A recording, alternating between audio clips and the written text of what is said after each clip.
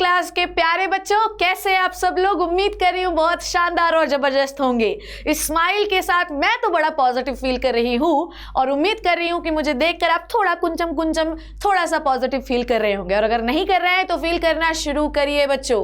कुछ लोगों को, कुछ बच्चों को शिकायतें हैं तो कुछ बच्चों को फायदे हैं। जिनको फायदे हैं उनके और फायदे होंगे और जिनको शिकायतें हैं उनकी शिकायतें भी दूर होंगी। कुछ इन्फॉर्मेशन है आपके लिए, कुछ जरूरी जो है टिप्स एंड ट्रिक्स हैं जिनको आप फॉलो करेंगे तो definitely you will get the success in this class. ठीक है, तो मैं आपको बता रही थी कि अगर आप थोड़ा सा समझिए मैं क्या बोलना चाह रही हूँ। If I am making one shot for the class 11 students in the YouTube, please आप ये बात हमेशा याद रखिएगा कि जितने भी यूट्यूब में सेशंस होते हैं, मेरा वन शॉट उन सारे सेशन से ज्यादा इंफॉर्मेशनल होगा। तो इस चीज को मैं बिल्कुल हाईलाइट करके बोल रही हूँ। समय समय पर आपको आपकी क्लास का कंटेंट मिलता रहेगा, बिल्कुल भी घबराइए मत।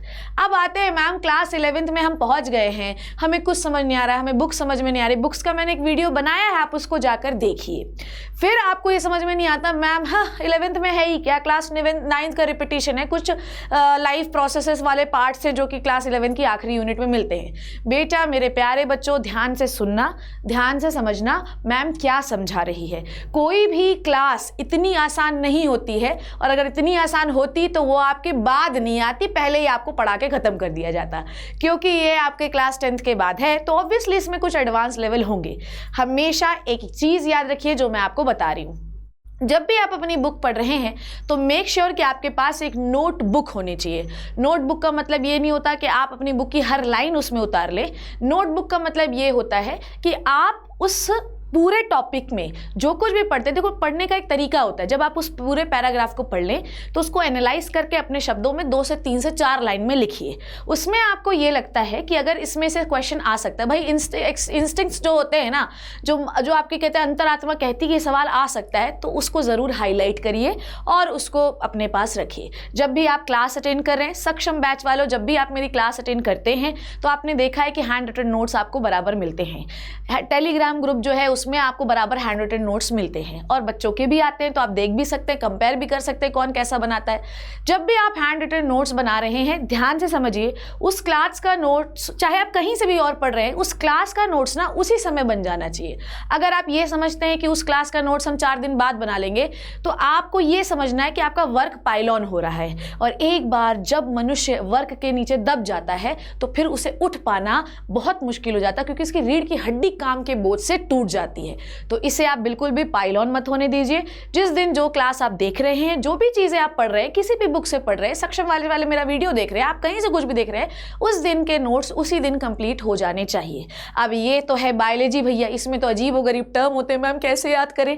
बेटा स्टिकी नोट्स खरीदिए, अपने नोटबुक के ऊपर चिपकाइए और उस टॉपिक में जितने भी एंडा बेंडा शब्द आते हैं उनको वहां पे लिख लीजिए, ताकि जब भी आप पेज बदले तो आपको ये समझ में आए कि ये एंडा बेंडा शब्द थे जिन्हें हमें याद करना है।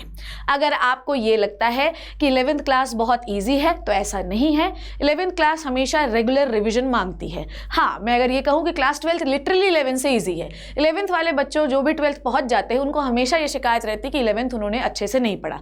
मे भी उनके पास अच्छा गाइडेंस ना रहा हो। मैं हूँ आपका गाइडेंस, और हर बच्चा जो ये वीडियो देख रहा है, कोई भी टॉपिक पढ़ते हो उसे उस दिन ही रिवाइज करो।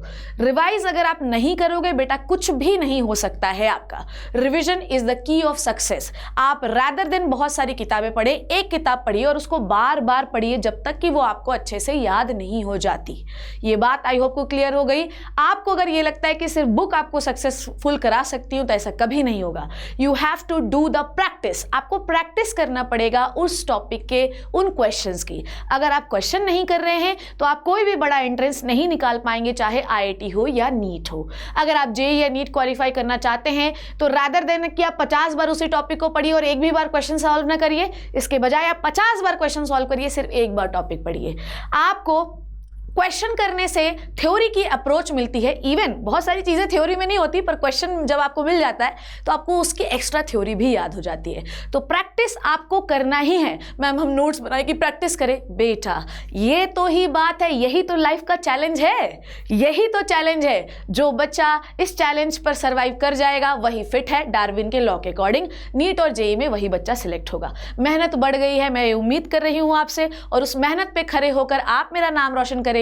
इसी उम्मीद के साथ मैं शिप्रा तिवारी। आपको ये बताना चाहती हूँ कि 11th क्लास कोई बहुत ज़्यादा डिफिकल्ट काम नहीं है। जैसा जैसा मैं बोलते जा रही हूँ वैसा वैसा करो, आप कोई भी एंट्रेंस दोगे डेफिनेटली उसमें सक्सेसफुल होगे। तो मेरे प्यारे बच्चों, जो बैच में इनरोल है, जो बैच में इनरोल नहीं है, उन सबको मैं ऑल द बेस्ट विश करती हूँ। समय समय पर थोड़ा मोटिवेशन देती रहूँगी। Thank you so much and bye bye.